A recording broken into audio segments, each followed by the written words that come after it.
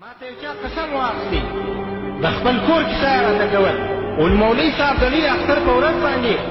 همسایګانو نوي کالي اغوستي وو قسم دې مې د الله په ذات وي چې موږ په کور کې زړې جامې نه درلودې خلکو په کورو کې اختران حلالول مور د چرګ او د چرګې د حلالېدلو وس نه درلودې د خلکو د کورو او د دروازو څخه په لښتیانو کې وینې رابهېدلې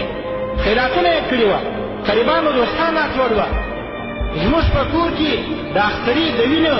د بهېدلو پر ځای د سترګو څخه اوښکې را روان دي او د غم څخه د باندې نسوای راوتلی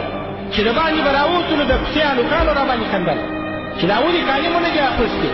خو زموږ تاجر زموږ سرمایهداره سړي زموږ هغه کاروباري چې ځان ته کاروبار لري د تاجر خبره یوازې نه ده لږ یا ډېر کاروبار لري د هغه سره د غم نه و چې د یتیم په تن باندې پټ کړي د ده زاړه جامه په نوي جامه باندې وربدله کړي